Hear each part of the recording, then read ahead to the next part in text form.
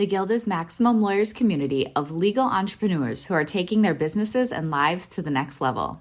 As a Guild member, you'll build relationships, be held accountable, and learn strategies specifically designed to get you unstuck and accelerate your plan for growth. Members are also granted exclusive access to masterminds hosted around the country. Our next event is coming up, and we're heading to Scottsdale, Arizona. There's something truly magical about the power of these in-person connections where real-time breakthroughs happen. Picture this. You're surrounded by like-minded law firm owners tackling your business and mindset challenges together. The energy is electric, the insights are transformative, and the results are game-changing. Investing in yourself is the best decision you'll ever make. The knowledge, strategies, and breakthroughs you'll gain are priceless assets that will supercharge your practice and propel you forward. Join the Guild and secure your ticket to Scottsdale at the best possible price by visiting maxlawevents.com. This is Ryan Anderson. I am the CEO of Filevine from Salt Lake City, and this is the Maximum Lawyer Podcast. Well, Jim, that was what I would consider to be a fantastic episode. I mean, I ended the episode with my exposition on why I like Filevine and why I respect Ryan so much. I mean, I just think he's so down to earth. And, you know, I spent a weekend with a bunch of CEOs of tech startups, and he is the most down to earth that I've met. He seems like a regular person in the old George Bush nomenclature, the kind of guy you'd like to go have a beer with. Just real practical. I think he's really listening. When you and I were giving suggestions, he was actually taking notes about ways to improve the product. When he was at the conference and we went over our 99 things to stop doing, he was writing down notes. I think he's just a stellar individual, and it's a great company. It's interesting. And he stayed until the end, and he texted me after the 99 Problems presentation, and he was like, "This was just amazing." Like he was blown away by it, and I think it's just so fantastic. He's willing to learn. He's willing to listen. Filevine's willing to listen. We sound like we're fanboys, but it's just because we like the product a lot. I feel like we sound like Ryan McKean now. That's what it is. Right. We sound like we can never reach Ryan McKean levels of fanboydom. But I did want to ask him about those questions that people are complaining about the outages and about the onboarding. And it sounds as I figured that they were addressing both of those in big ways. Well, it's interesting. I had not heard many complaints recently. I don't know if you noticed it too. Like, there's not been a lot of complaints about the onboarding.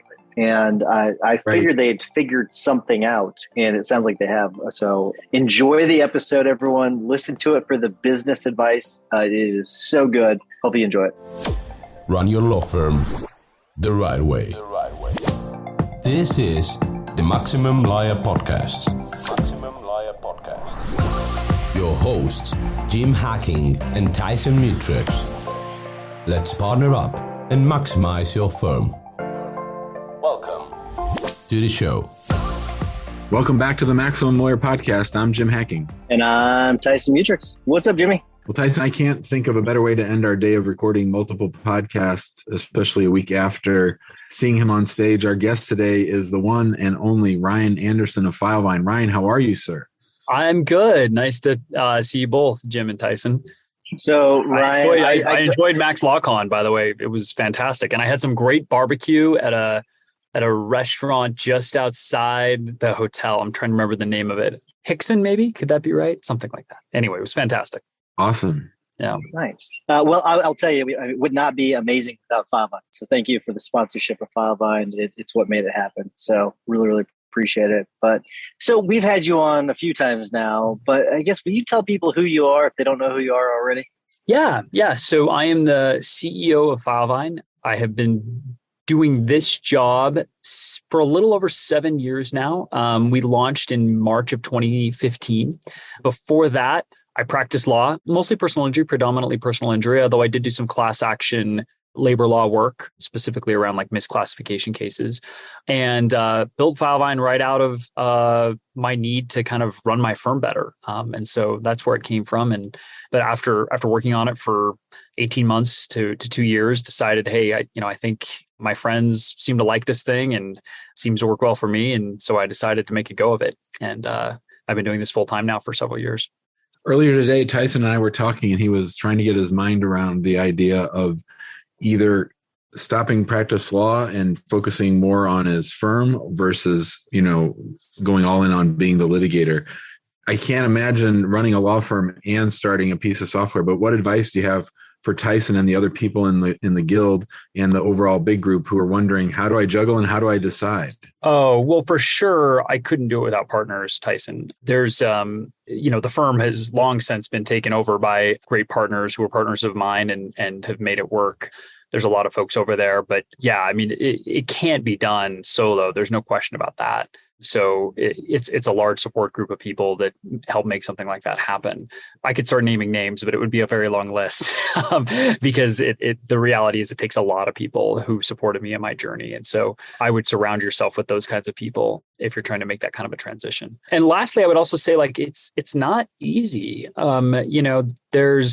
It takes time, right? You can't exit yourself completely from one thing one day to the next. It takes time and a transition period. And I think you should be forgiving with yourself. I think sometimes we sort of kind of pretend as if the only true way to do it is go whole hog and cut yourself off immediately from whatever your former life was. And if you're not doing that, well, gosh, you're just not being tough enough about this decision and you're not going in head first. Gosh, that's really unrealistic. And I think a bad idea. A steady drawdown of the old thing and a steady uptick of the new thing, I think is the right way to do it. Although it is challenging, but I think it's the right way to do it. And it makes sense.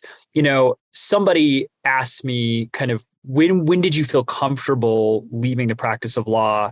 And I would say when we had product market fit at Filevine. And what I mean by that is the product could sell itself pretty well. And I didn't need to wonder, oh my gosh, is this going to work? I knew that we had enough good things going on with the product that it was going to be something. How big and how impactful it was going to be, that was very much an open question and still is, right? I'm still working on it every day. But I knew I had product market fit. I knew Filevine was going to be successful to some degree. I would say that's how you should look at it. That same dividing line. I mean, in tech, it's product market fit, but really, that's a nice concept for professionals who are going from one professional arena, maybe from being a litigator to a CEO. Once you realize that the new thing you're doing, maybe CEO of your law firm, is something that you want to do full time and you think the firm can kind of manage without you, then I would make that shift more forcefully. But until then, I would take your time and get things put in place.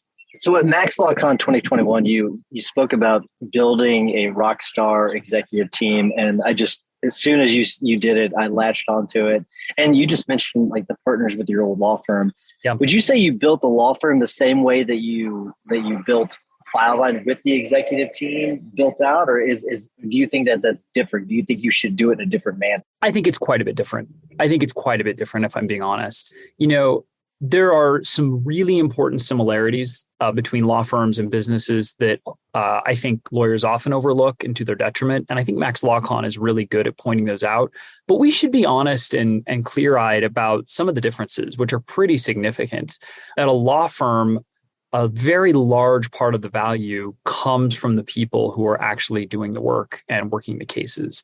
And the talents that you build up over a period of time are just so much more. So Tyson, I'm sure you're much better and faster and more effective litigator than you were 5-10 years ago. And I'm sure the same is true in your immigration practice, Jim. And so, the speed with which you can act and the impact that you can make in a shortened period of time for your clients, that's a skill and a craft that you build up and is to some degree personal to the lawyer. And that is quite a bit different in a business that sells a product. There are executives that come in that really have that have never worked in legal, right? Most of our executives have never worked in legal. Our CFO has never worked in legal. Our head of sales has never worked in legal. They don't know anything about lawyers except what they've learned at Filevine. And so it is a little bit more interchangeable in that regard. So I think it is different. I think it's a little bit different.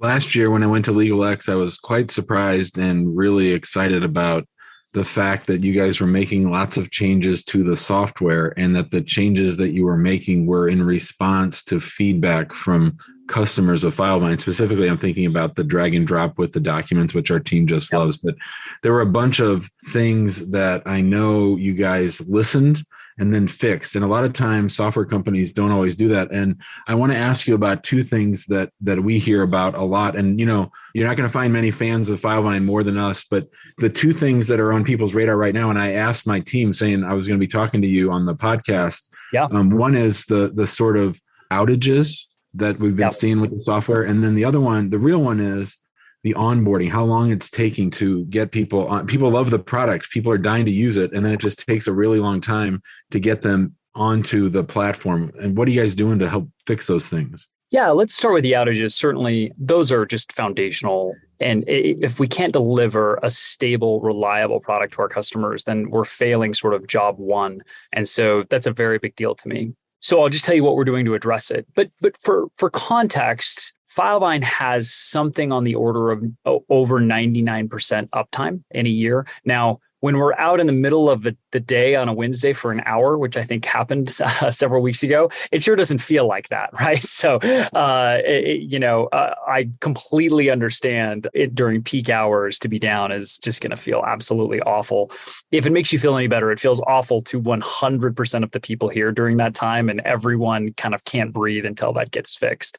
So, but we are doing things to address it. So a lot of it is just a scale issue. So I'll get into the weeds a little bit here, probably more than I should, but I'm going to go ahead and do it because I figure your crowd and this community is a little bit more tech forward than most. So Filevine was built in 2015 on an original architecture that was really great up to a certain number of customers.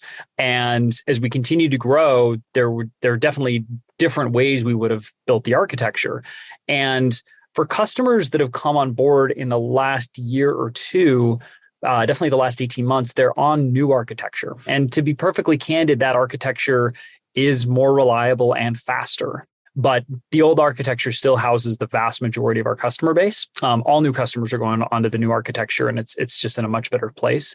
But we are working on ways to get the old customers onto the new architecture as soon as possible. In the meantime, there are simple fixes we can make to just basically kind of ramp up or kind of put more fuel on the fire to make sure that Filevine can handle the press of the day-to-day needs that it gets. So, when there's 1,000 law firms on our first set of architecture, or probably closer to 1,500, and it's the middle of a Wednesday and everyone's jamming on it and the API calls are hitting it left and right, that can be a challenge. But there are things we can do with the servers to kind of ramp up and make sure that it doesn't happen during the day like that. And we've done a bunch of those things. In fact, yesterday, I know we added 8 web servers to Filevine. So Filevine should feel quite a bit faster today than it did even a couple of days ago. And we just find ourselves having to continue to do those things on our old architecture until we can get our kind of legacy users moved over to the new stuff. So I wish the answer weren't that. And I hate to make the people who've been with us the longest be in the worst position, but we are moving them over as fast as possible.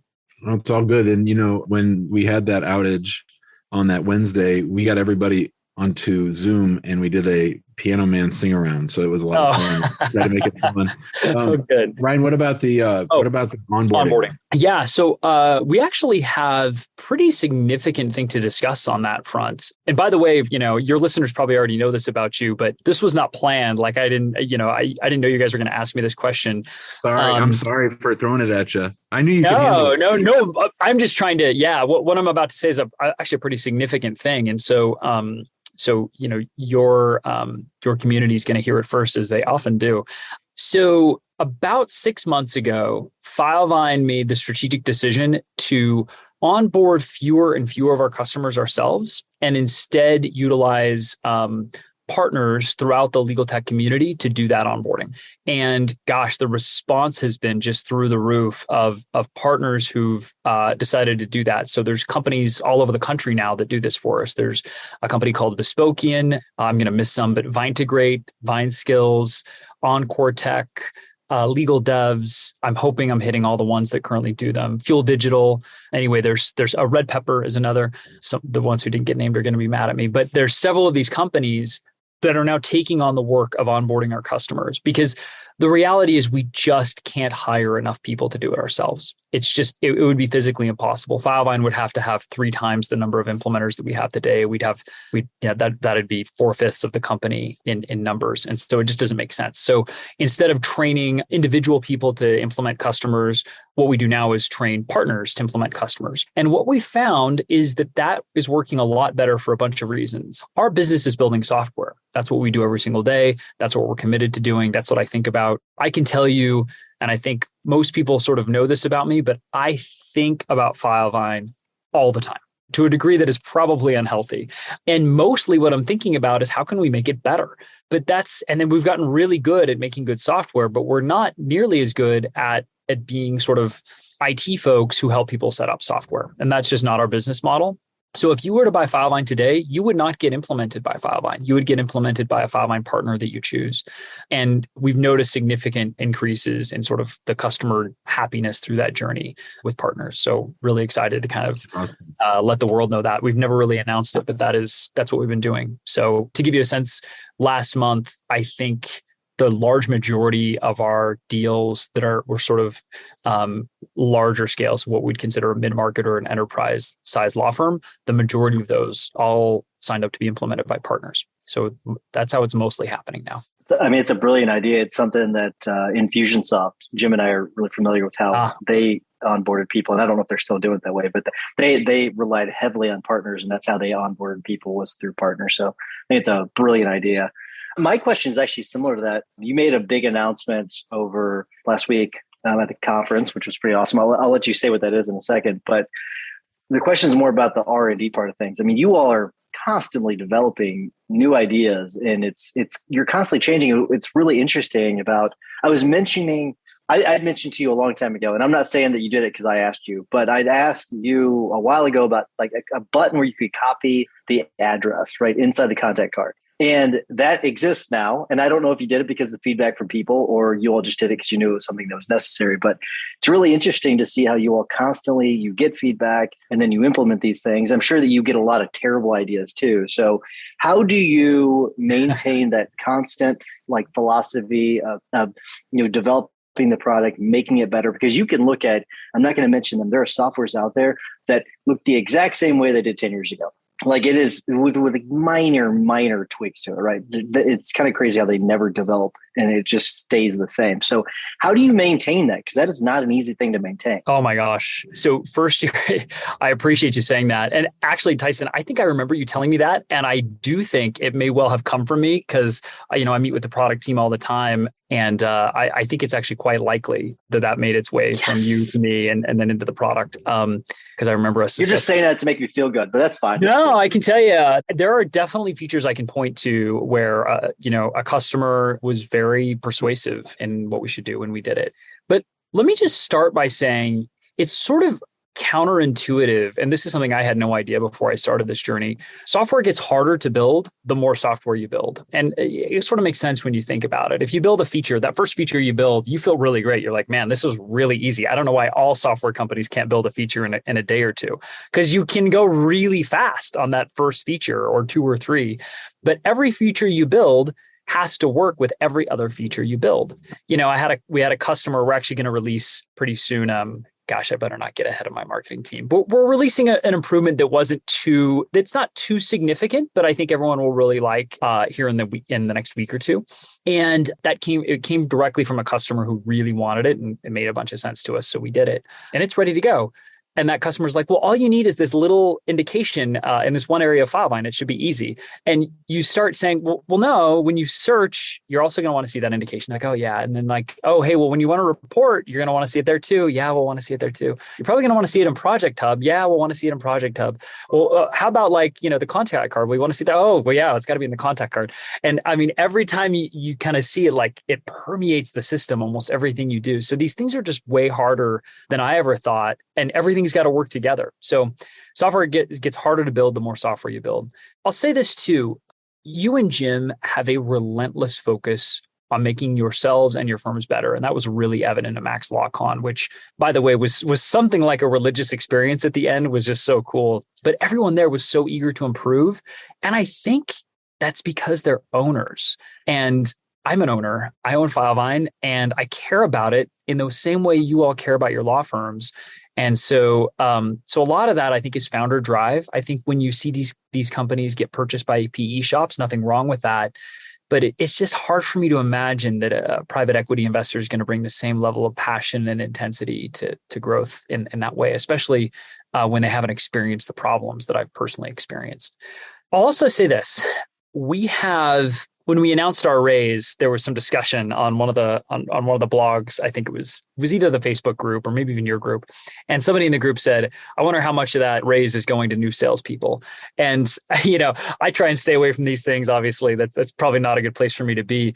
But the reality is Filevine probably spends 2 to 3x the amount of money on development than we do on sales. It's way, way more. We may spend too much for the size of our company, if I'm being honest. But it's because I, as a founder, am so intensely sort of driven by delivering a good experience to our users. So I can tell you, the engineering department is by far, not even close, the most costly, I guess, the most expensive division in the company by far, because that's what we care about. So a lot of it's just a question of resources. The very last thing I'll say is, I think we've tried to hire people, I'm sure both of you and for the law firms that are part of Max LawCon, the best lawyers care about their clients, like legitimately care about their clients. I heard Jim say something that stuck with me at the conference. He said, if you're giving this advice to immigrants, yeah, they may not use you, but you should still care about immigrants. And I thought, this is genuine care. I genuinely care that somebody's life become a little bit easier because of a product that I had something to do with. And I think the people who work here generally do. I think we really try and solve for that in the hiring process. We try and find curious people who are passionate about the problem, even if they didn't come from legal. And I hope that's reflected in the way we go about solving these problems. Running your own practice can be scary, whether you're worried about where the next case will come from, feeling like you're losing control over your growing firm, or frustrated from being out of touch with everyone working under your license. The stress can be overwhelming. We will show you how to turn that fear into a driving force of clarity, focus, stability, and confidence that eliminates the roller coaster of guilt-ridden second-guessing and mistake-making to get you off that hamster wheel for good. Maximum Lawyer in Minimum Time is a step-by-step playbook that shows you how to identify what your firm needs and how to proactively get it at every stage of the game, so you're prepped and excited for the inevitable growth that will follow. Name the lifestyle that you want, and we'll show you how to become a maximum lawyer in minimum time. Find out more by going to maximumlawyer.com/course. You're listening to the Maximum Lawyer Podcast. Our guest today is the CEO of Filevine, Mr. Ryan Anderson. As long as we're making product improvement plugs, I have a little one of my own. Please, go ahead. Yeah. I'm always trying to copy and paste the Filevine Matter address, that email address. And if there was a little copy button so I didn't have to highlight it on my phone and just could copy it and then go paste it into an email, that would be stellar. Can I ask you a quick follow-up? Sure. Are you on the Outlook plugin? Are you on Outlook? No, I just use it, the Chrome extension, or, I'm talking about on my phone. I don't use it on your phone. Okay. Yeah. So are you a Gmail user or an Outlook user? Gmail. So we have a mobile Gmail plugin. It's free. It's available right now. You can download it. You should at least try that, but your idea is a really good one. So I will. Yeah, no, that's great. So speaking of surrounding yourself with good people and spending money on the great talent, I was in the back of the room before you spoke and I was talking to Kane Elliott. So Tyson, I don't know if you know Kane's story, but this guy is a PhD. He was teaching at the University of Penn, an Ivy League school, and he found himself working 3 days a week. So he decided to intern at an insurance defense firm on asbestos. And basically, he organized all their files and systematized the whole law firm from top to bottom on a part-time job that he was doing literally at the start for $15 an hour just for fun. I mean, this guy's clearly a genius.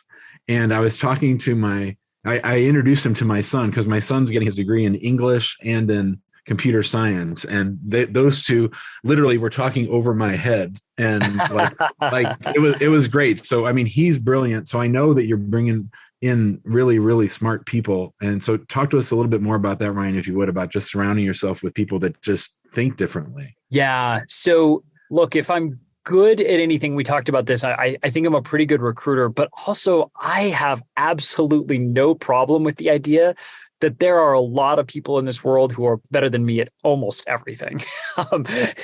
Even recruiting, where I think I'm more effective than some, I can tell you our head of recruiting is way better at recruiting than me. I don't know that there's a single job here that I do that there's not somebody here who does it better. Not a single one. And so I'm just completely okay with the idea that I'm going to walk into a room and maybe I'm not even close to the smartest person in that room.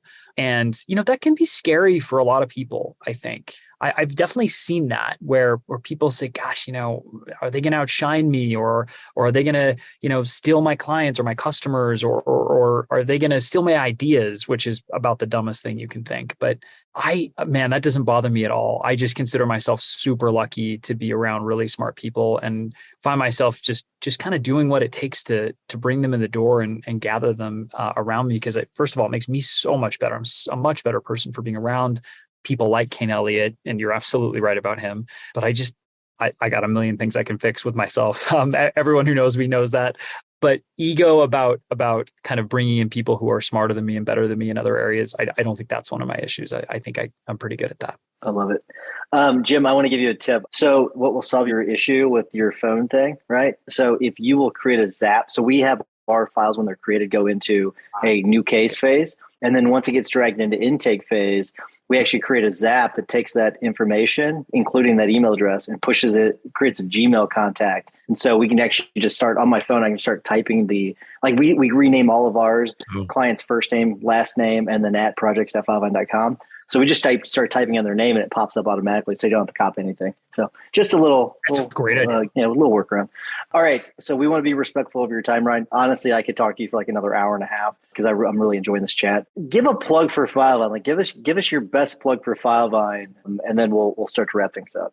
Yeah. So if you've looked at us in the past and thought, gosh, I don't know if it's for me, what I would tell you is there are things that our software is going to do over the next 6 months that I just think will put us in a new category for legal software in how lawyers handle documents and how they draft documents and how they interact with the knowledge that's within their firm. Filevine took the idea of what lawyers do on a day-to-day basis. And instead of kind of trying to copy what some other system has done and simply make it newer or put it in the cloud, we tried to just kind of take a beginner's mindset and start from the beginning. And so Filevine looks different. It feels different. It doesn't look like another case management software. And that's largely due to the fact that we think we solved a bunch of problems from the ground up that you don't even know you have. For instance, like email and task management. That may not be the first thing you look for in a case management system, but I can promise you those things like email management for lawyers who are getting 200-300 emails a day is so important. And so you will see dividends on your time that you never even imagined you were missing if you look at our software and implement it the right way. So I think you're going to get an industry-leading product that will change your firms in ways that you haven't even thought about yet. And you have got a founder leading that company who really cares about your success as a law firm owner. Great. So you did not make the announcement because you were talking and doing talking about amazing other things. But you announced Jot at the conference. So do you want to tell what that is real quick? I did, yeah. And I should say Jot is probably we should probably consider it a code name. I've got my marketing people saying we don't know if it's going to be called Jot yet. But so yeah, Filevine is kind of in beta stages of a voice assistant. So you can literally have a voice interface with Filevine. You can make a task. You can even search for a project via a voice interface within Filevine. We are super excited about it. I personally use it all the time already. I wake up in the middle of the night and I think about something I need to do and I make a Jot. And so we demoed it at Max LawCon. Anybody can see the video there, but we're super excited about it. We think it's really going to revolutionize how people input their time, how people make tasks for themselves, make tasks for others. We just don't want a lawyer to ever have to say to themselves, oh my goodness, I didn't do that thing and I just forgot. That is the worst feeling in the world. It's an unforced error. And sometimes those unforced errors can be really costly to you and your clients. And we don't want that to happen. And we think Jot can pick up those unforced errors, those things you just forgot to do, and get them into Filevine where you won't forget to do it. So we're excited to show people. Love it. Okay. I'm going to make my pitch for a feature. I would love a Kanban style board for my tasks. That's what I would want. So, okay.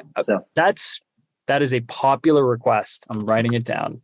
Love it. Very cool.